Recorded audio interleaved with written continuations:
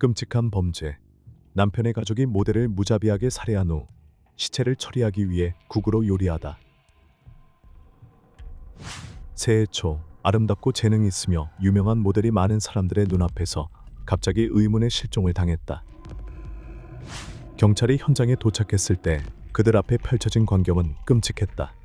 그녀의 시신은 토막 나 있었으며 사진은 냉장고에 숨겨져 있었고 나머지 일부는 이미 처리된 상태였다. 더욱 충격적인 것은 그녀의 머리가 나중에 커다란 솥에 끓여진 채 발견되었다는 사실이다. 그리고 이 끔찍한 범죄를 저지른 자들은 다름 아닌 그녀의 전 남편 가족 전체였다. 이 충격적인 사건은 전 세계적으로 큰 논란을 불러일으켰으며 수많은 가설이 제기되었고 여전히 풀리지 않은 미스터리로 남아있다. 대체 왜 그 가족은 그녀에게 이런 끔찍한 짓을 저질렀을까? 이 사건 뒤에 숨겨진 또 다른 어두운 비밀은 무엇일까? 진실을 밝히기 위해 계속 지켜봐 주세요. 또한 더 많은 충격적인 범죄 이야기를 업데이트 받기 위해 좋아요와 구독을 잊지 마세요. 실제 범죄 사건을 2D 스타일로 각색한 작품입니다. 이번 사건의 희생자는 다름 아닌 테티 엠프엉으로도 알려진 홍콩 톱 모델 애비 초이였다. 그녀는 화려한 SNS 게시물로 유명했다. 그녀는 자주 패션 잡지에 등장했으며 SNS에서 많은 팔로워를 보유하고 있었다. 아름답고 유명하며 재능이 있는 것뿐만 아니라 애비 초이는 중국에 상장된 건설 회사를 운영하는 부유한 가문 출신이었다.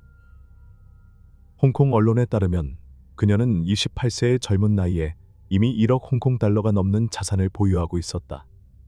18세가 되던 해 그녀는 과거 학교 친구였던 꽝깡찌와 결혼했다.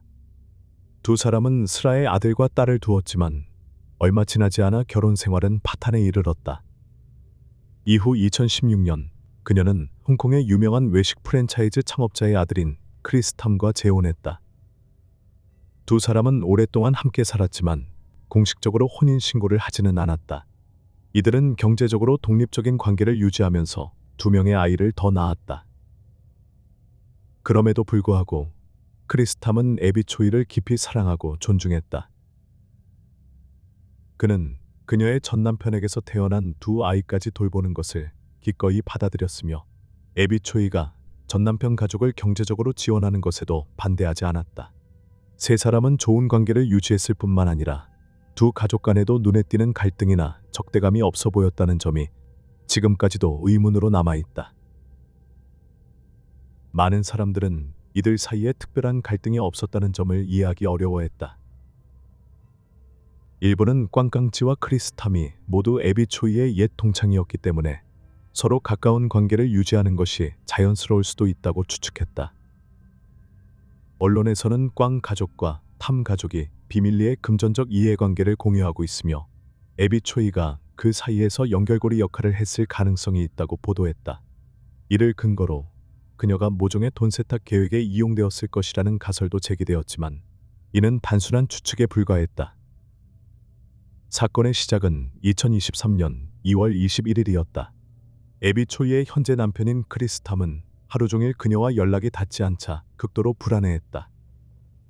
그날 그녀는 단순히 아이를 학교에서 데려온 후 집으로 돌아올 예정이었으나 저녁이 되어도 연락이 닿지 않았다. 불길한 예감을 느낀 크리스 탐은 2월 22일 새벽 경찰에 실종 신고를 했다.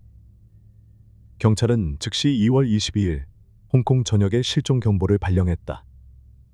크리스 탐은 아내의 행방을 찾기 위해 200만 홍콩 달러의 보상금을 내걸었으며 애비 초이의 가족도 같은 금액을 추가로 걸었다. 이후 그녀의 가까운 친구들까지 수색을 돕기 위해 보상금을 모금하며 하루빨리 그녀를 찾길 바랐다. 결국 총 600만 홍콩 달러라는 엄청난 금액이 보상금으로 책정되었다. 경찰은 애비 초이의 주변 인물 관계를 조사하는 과정에서 그녀와 전 남편 가족 사이에 자산 문제로 갈등이 있었다는 사실을 밝혀냈다. 조사에 따르면 애비 초이는 전 남편 가족을 위해 카도리아 힐의 고급 부동산을 구입했으며 명의는 전 시아버지인 꽝카오 앞으로 되어 있었다. 하지만 나중에 그녀가 이 부동산을 매각하려 하자 전 시아버지는 이에 강력히 반대했다. 또 다른 가능성은 애비 초이가 크리스탐과 정식 혼인 신고를 하지 않았다는 점이었다. 따라서 그녀가 사망할 경우 그녀의 거대한 재산은 4명의 자녀에게 균등하게 상속될 예정이었다.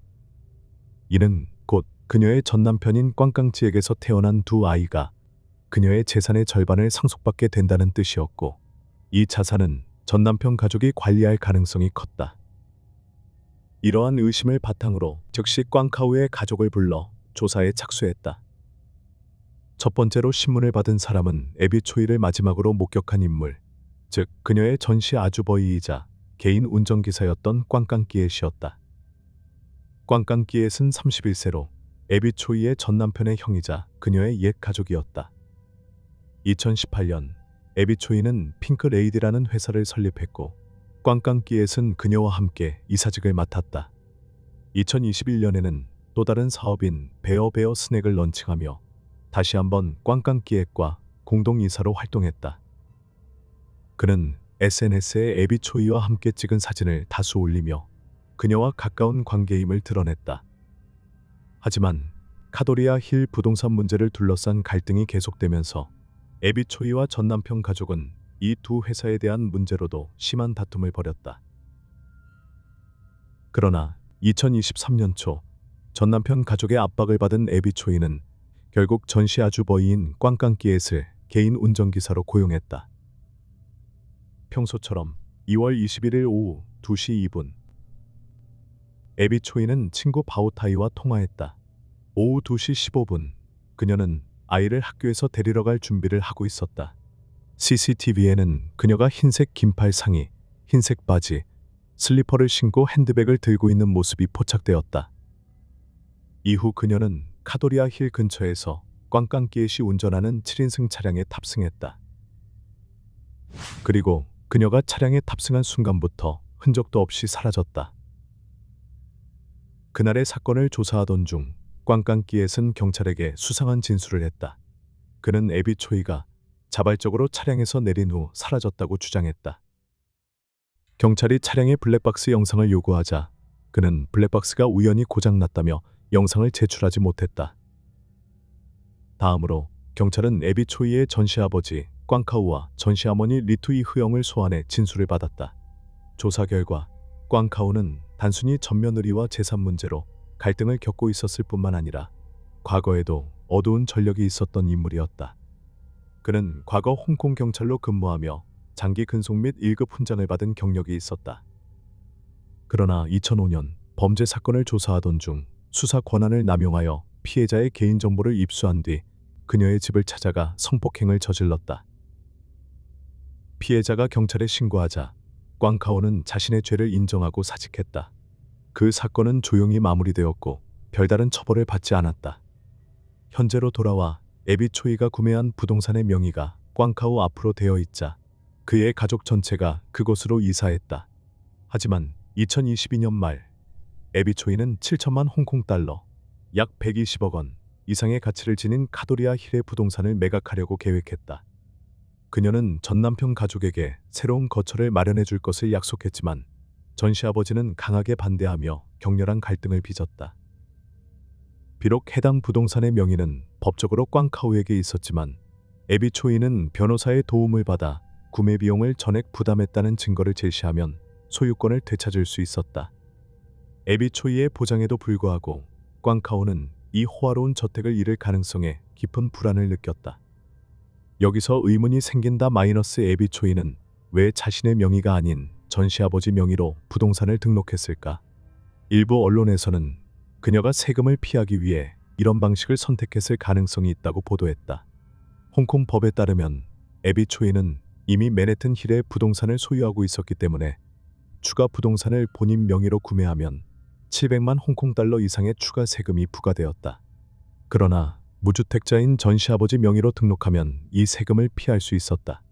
이러한 갈등에도 불구하고 2023년 1월 초 에비 초이는 전시아버지와 전시어머니 그리고 현재 남편의 부모님과 함께 사찰을 방문하는 자리를 마련했다. 두 가족은 다정한 분위기를 연출하며 기념사진까지 함께 찍었다. 그러나 경찰이 꽝카우와 리투 이흐엉을 신문하는 과정에서 그들의 진술에는 일관성이 없었으며 일부는 명백한 거짓말이었다. 이에 따라 경찰은 네 번째 용의자인 에비초이의 전 남편 꽝깡찌를 소환했다. 꽝깡찌는 에비초이의 학창시절 친구였으며 두 사람은 사랑에 빠져 18세가 되자 결혼을 결정했다. 하지만 에비초이의 부유한 배경과 달리 꽝깡찌의 가정은 비교적 평범한 수준이었다. 홍콩 상류층의 기준으로 보면 이들은 어울리지 않는 한 쌍이었다. 그럼에도 불구하고 두 사람은 사랑을 선택했고 결혼 후 두 명의 아이를 낳았다. 그러나 아름답고 성공적인 에비초이와 달리 꽝깡찌는 정착하지 못하고 불안정한 삶을 살았다. 2013년부터 2015년까지 그는 침사추이에서 39개의 목걸이, 32개의 팔찌, 그리고 금을 훔쳤으며 총 7건의 절도 혐의를 받았다. 2015년에는 게이 데이팅 앱을 이용해 자신을 귀금속 거래를 담당하는 고위 브로커로 속여 금을 비싼 가격에 되팔아주겠다고 약속하며 4명의 남성에게 약 500만 위안을 사기친 혐의가 있었다. 2015년 2월 그는 휘양가든에서 사기 혐의로 경찰에 체포되었지만 이후 보석으로 풀려났다. 2016년에는 홍콩 고등법원에서 채무 150만 홍콩 달러를 갚지 않아 피소되었고 결국 도망쳐 수배자가 되었다. 그럼에도 불구하고 그는 중국 본토와 홍콩을 오가며 자유롭게 여행했으며 홍콩 경찰은 그를 체포하지 않았다. 이 무렵 에비초이는 꽝깡찌와의 결혼이 잘못된 선택이었음을 깨닫고 이혼을 결심했다. 법원은 두 자녀의 양육권을 꽝깡찌에게 주었지만 에비초이는 아이들의 생활비뿐만 아니라 전 남편 가족 전체의 경제적 지원도 계속했다. 2016년 말 그녀는 크리스탐과 재혼했지만 전 남편 가족과의 독특한 관계는 계속 유지되었다. 에비초이가 실종된 후 경찰은 전시아버지, 전시아머니, 전시아주버이를 경찰서에 소환했지만 꽝깡찌는 여전히 행방이 묘연했다. 이는 경찰이 꽝 가족이 살인에 연루되었을 가능성을 더욱 의심하게 만들었으나 여전히 결정적인 증거는 부족했다. 사건이 교착 상태에 빠지려던 순간 에비초이의 생모가 경찰에 전화를 걸었다. 그녀는 꿈에서 딸이 나타나 나는 개 짖는 소리가 들리고 바람이 세게 부는 곳에 있어. 뒤에는 산이 보여. 라고 말했다고 주장했다. 또한 에비초이의 어머니는 반복적으로 타이포라는 수상한 장소를 언급했다. 이후 경찰은 2월 초에 꽝카우가 타이포 룸메이촌의 집을 임대했다는 사실을 밝혀냈다. 그 집은 약 50제곱미터, 크기의 일반적인 아파트였으며 월세는 약 1만 홍콩 달러였다. 경찰은 이곳이 에비초이가 감금된 장소일 가능성이 높다고 판단하고 2월 24일 오후 즉시 급습했다. 그러나 그곳에서 발견된 것은 그녀가 아닌 그녀의 토막난 시신이었다.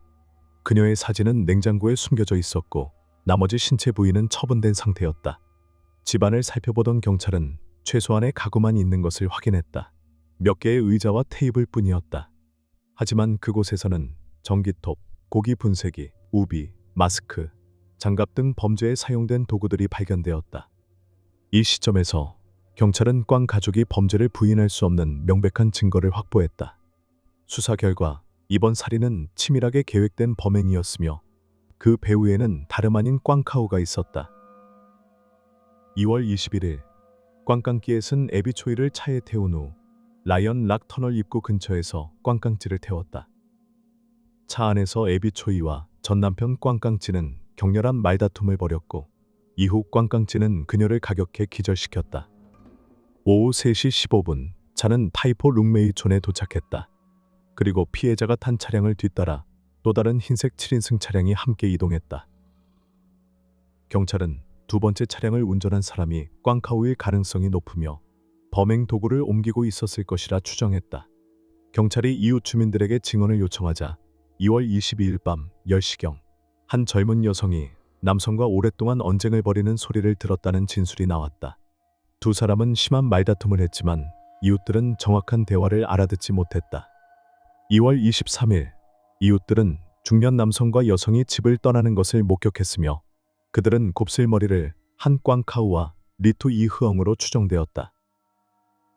주민들은 또한 해당 집이 한동안 비어 있다가 최근에야 임대되었으며 종종 흰색 7인승 차량이 그 앞에 주차되어 있었다고 증언했다. 경찰이 처음 이 집을 주목하지 않았던 이유는 임대 계약이 꽝카오 명의가 아닌 의무집인이라는 마사지 치료사 명의로 되어 있었기 때문이었다. 의무집인은 살인사건 발생 6개월 전 마사지숍에서 꽝카오를 만나게 되었다. 한쪽은 돈이 필요했고 다른 한쪽은 애정을 원했다. 이들은 서로의 필요에 의해 맺어진 관계였고 결국 연인 관계로 발전했다. 의무집인은 에비초이 살인 계획을 알고 있었으며 그녀가 룩메이촌의 집을 임대했을 뿐만 아니라 2월 중순 범행 후 자신이 몸을 숨길 또 다른 거처로 가이원 맨션도 빌려두었다. 경찰이 에비초이의 시신을 발견한 직후 꽝깡끼엣, 꽝카오, 리투 이흐엉을 즉시 체포했다. 다음 날인 2월 25일, 경찰은 홍콩 국제공항 인근 퉁청부두에서 꽝깡찌를 검거했다. 체포 당시 그는 50만 홍콩 달러, 약 8,500만 원 이상의 현금과 총 400만 홍콩 달러, 약 7억 원 상당의 고급 시계를 소지하고 있었다. 한편 같은 날 2월 25일, 경찰은 츠엉카노 지역에서 추가 증거를 찾기 위해 대규모 수색 작전을 펼쳤다. 경찰은 100명 이상의 잠수부, 공중수색팀, 경찰견, 기동부대를 동원했지만 추가적인 단서는 발견되지 않았다. 그러던 2월 26일 오후, 경찰은 룩메이촌의 집에서 거대한 솥, 높이 약 50cm 속에서 에비초이의 잘린 머리를 발견했다. 솥에는 채소도 함께 들어있었고 경찰은 범인들이 증거를 없애기 위해 시신을 끓여 처분하려 했다고 추정했다. 꽝깡찌의 도피를 도운 인물은 요트 대여업체 직원 남투원이었다. 사건 발생 후 그는 꽝깡찌를 마카오로 밀항시키는 조건으로 30만 홍콩 달러, 약 5천만 원의 보수를 받기로 했다. 3월 6일, 경찰은 꽝깡찌의 여자친구 판샤오셴을 체포했다. 그녀는 남투원과 공모하여 꽝깡찌의 도주를 돕고 있었다. 체포 당시 판샤오셴은 홍콩을 빠져나가 중국 본토로 도망치려 하고 있었다. 조사 결과 판샤오셴은 악명 높은 삼합회 두목상총왕으로 알려진 팔로 안반의 딸이었다. 또한 그녀는 3만 명 이상의 팔로워를 보유한 SNS 인플루언서이기도 했다. 그녀의 SNS 활동을 분석한 결과 홍콩 연예계와도 많은 인맥이 있는 것으로 드러났다. 더욱 충격적인 사실은 판샤오셴은 꽝깡찌의 여자친구일 뿐만 아니라 에비초이와도 절친한 친구였다는 점이다. 에비초이의 생일날 두 사람은 함께 여러 장의 사진을 찍기도 했다. 경찰은 총 7명의 용의자를 체포했으며 주요 혐의자로 지목된 인물들은 다음과 같다. 전시아버지 꽝카오, 65 전남편 꽝깡찌, 28 전시아주버의 꽝깡끼엣, 30일은 에비초이의 살해 및 시신 훼손 혐의로 기소되었다. 전시아머니 리투 이흐엉, 63은 증거인멸 혐의로 체포되었다. 그 외 체포된 인물로는 꽝카오의 내연녀 의무집인 47, 꽝깡찌의 친구 람투원 41, 꽝깡찌의 여자친구 판샤오셴 29이 있으며 이들은 모두 범행을 방조한 혐의를 받았다. 경찰이 사건을 마무리해 가던 3월 말, 새로운 용의자 한 명이 추가로 드러났다. 목격자들은 범행 당일 한복면을 쓴 남성이 집 밖에서 경계를 서는 모습을 보았다고 증언했다.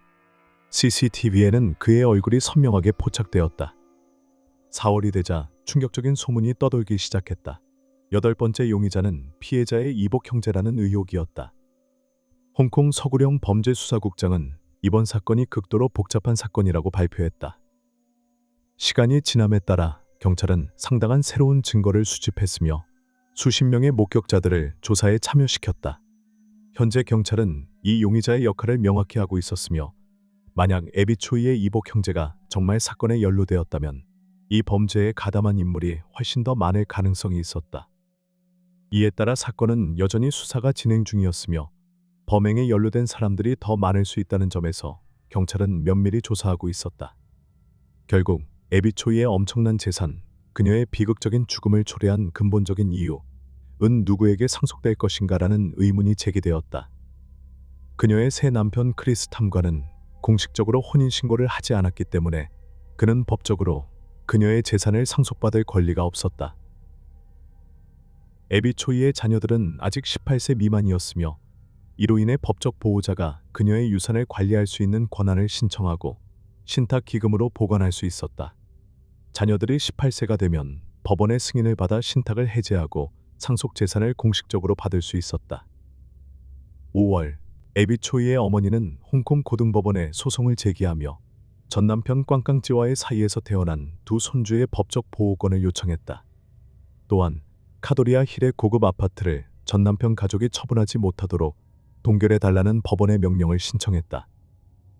결국 돈이란 가장 무서운 양날의 검이다. 탐욕을 낳고 비극을 일으키며 사람을 야수로 만들어 서로의 몫을 차지하려 싸우게 만든다. 그리고 남겨지는 것은 오직 슬픔과 공포뿐이다. 6월 19일, 애비 초이의 가족과 친구들은 그녀를 애도하며 마지막 작별 인사를 나눴다. 같은 날, 그녀의 유해는 폴린 수도원에서 화장되었다. 이틀간 진행된 비공개 장례식은 전통적인 검은색과 흰색이 아닌 그녀가 가장 좋아했던 분홍색을 테마로 했다. 애비 초이 사건은 여전히 수많은 의문을 남기고 있다. 두 가문 간의 관계부터 돈 세탁 의혹, 심지어 전 남편과 새 남편 사이에 비밀스러운 관계에 대한 소문까지 존재한다. 애비 초이는 단순한 부유층 인플루언서가 아니었다. 그녀의 가족은 홍콩 상류층 사회의 핵심 인물들이었다. 그렇다면 꽝깡찌의 가족은 과연 언론이 주장하는 것처럼 평범한 가정이었을까? 현실적으로 부자들은 같은 부자들끼리 어울리며 사업, 우정, 연애까지도 상류층 내에서 이루어지는 경우가 많다. 물론 꽝깡찌가 단순히 예외적인 경우일 수도 있다. 운 좋게 애비 초이와 사랑에 빠진 남자였을 수도 있다.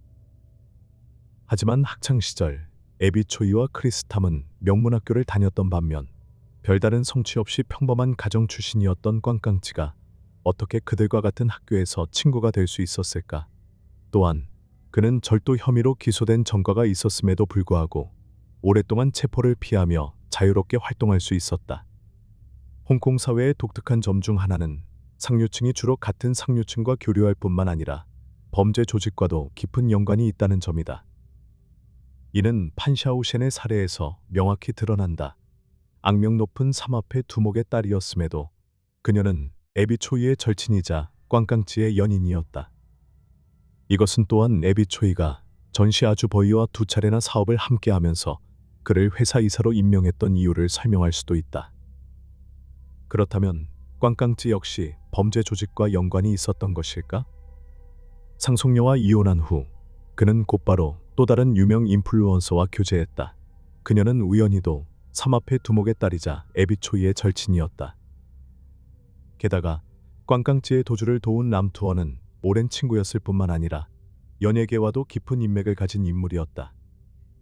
람투어는 홍콩 연예인들과 광범위한 네트워크를 가지고 있었으며 이는 그가 엔터테인먼트 산업과도 깊이 연관되어 있었음을 시사한다. 만약 꽝깡찌의 가족이 정말 평범한 가정이었다면 그는 어떻게 이런 유력한 인맥을 형성할 수 있었을까? 또 다른 미스터리는 꽝카오가 성폭행 혐의를 받고도 법적 처벌을 피할 수 있었던 점이다. 홍콩의 엄격한 성범죄 처벌 기준을 고려했을 때 그가 단순히 조용히 사직하는 것으로 끝난 것은 매우 의심스러운 일이었다. 이는 꽝카오가 강력한 배경을 가지고 있거나 그의 진짜 신분이 우리가 아는 것보다 훨씬 더 영향력이 있을 가능성을 암시한다. 또 다른 의문은 애비 초이의 전 남편 가족과 새 남편 가족 간의 긴밀한 관계였다. 부유한 레스토랑 재벌이 평범한 가정과 우호적인 관계를 유지한다는 것이 얼마나 현실적인 이야기일까? 특히 두 가족이 같은 여성과 연결되어 있었다는 점을 고려하면 더욱 의아하다. 체포된 후 꽝카오는 5명의 변호사를 고용했으며 크리스탐의 가족에게 변호 비용을 지원해달라는 메시지를 보냈다고 전해졌다. 이는 두 가족이 단순한 인연이 아니라 서로의 이익을 공유하는 네트워크의 일부일 가능성이 있다는 의혹을 증폭시켰으며 애비 초이가 단순히 돈 세탁 계획의 희생양이었을 수도 있다는 가설까지 등장했다. 하지만 결국 이 모든 것은 단지 이론일 뿐이다. 진실을 아는 사람들은 오직 사건의 내부 관계자들 뿐일 것이다. 오늘날까지도 이 끔찍한 사건은 여전히 미완의 이야기로 남아있으며 밝혀지지 않은 수많은 의문과 의혹들이 남아있다. 여러분은 이 사건에 대해 어떻게 생각하시나요? 댓글로 의견을 남겨주세요. 더 많은 미스터리한 범죄 사건 업데이트를 받고 싶다면 좋아요와 구독을 잊지 마세요.